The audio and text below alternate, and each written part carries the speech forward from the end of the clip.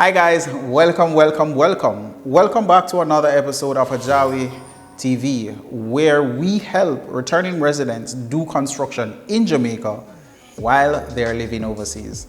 I'm your host, I'm Ajawi. If you would like information on how you can do construction in Jamaica while you're living overseas, this is the channel for you. All right, you can also visit our website ajawiconstruction.com, where you can book a consultation with us to speak about your particular project. We are always here to help, and it would be our pleasure to speak about your particular project. All right, so without any further ado, let's get into this video.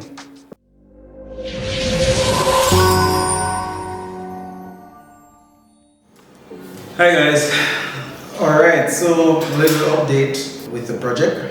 So just spoke to the contractor and we are progressing, very nicely with the project. I must point out something about doing construction as a returning resident. It is important to have your project administrator involved or your designer involved in the project while it is being constructed. Here's the reason why. So on a few occasions, we find that the contractor on site may pick up certain things, may see certain measurements, and they may not be as clear as they would like them to be, or they would require a certain explanation basically, right? And having that support from the designer, from the architect, from the engineer, from the project administrator helps a lot.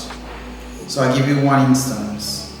Contractor called me, or the foreman on site called me and say, hey, the window at the front of the property is right under the lintel. It goes all the way up to the underside of the slab.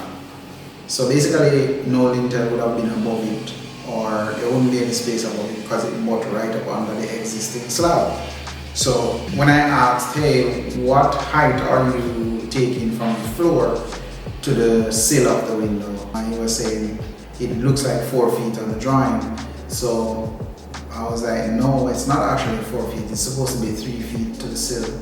Having the team being available to him to call and to just verify something, I've found, is very helpful. And the fact that there is a model there helps a lot, right? So one of the things that I've implemented for this project is I have a sheet on the drawing that says 3D model, and it shows the 3D model.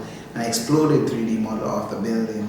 So I took off the roof and show certain areas so that they can understand the drawing a little bit better, right? So usually you would prepare the drawings and the model, the 3D model, and you would do renders and pretty pictures for the client to see, right? We have taken it a little bit further.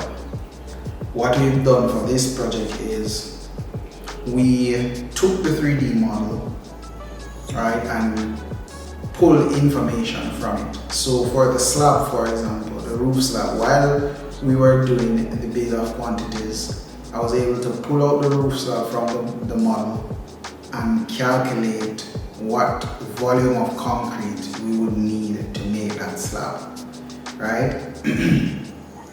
For the doorway, there was a doorway section that was a little bit unclear to him. I was able to create a detail from that, not only from the drawing itself, but from the site visit, the videos that we took on the site. I took the videos, took pictures or snapshot from the video, and mark up to show exactly what is happening within that area.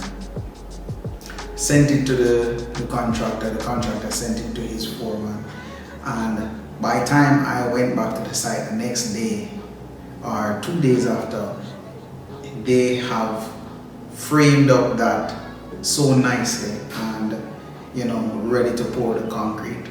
So having that information available to us was very vital, and it's very helpful, right? So I would say to you, when you're doing your construction and you're living overseas, if your designer has worked out everything with you and you are seeing a 3D model, then you can ask him to be available on your project, right?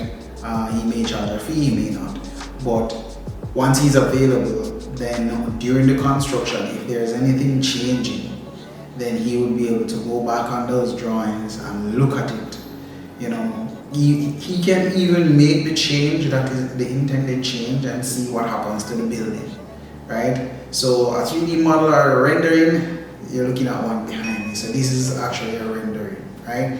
But I don't do it just for this pretty picture. I do it for the information that is within the model.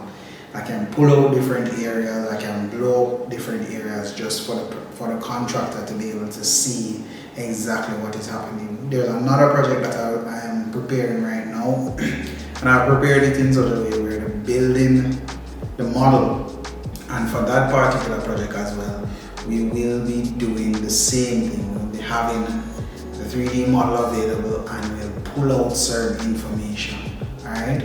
So look out for that project as well. So this one, we're working on over delivering for this one, because I have a good feeling about this one. I feel like this one is going to be delivered ahead of time based on the projection that I'm seeing, based on the speed that I'm seeing the contractor working at. I'm hoping that he's going to be finished ahead of time. So we promised the client 6 months, but I'm hoping that he will finish before the 6 months, and I'm banking on it, right? That would really make the client feel that much more comfortable, and that would help me to really kind of be able to give returning residents that level of confidence, because this is basically, these projects are pilot projects, right?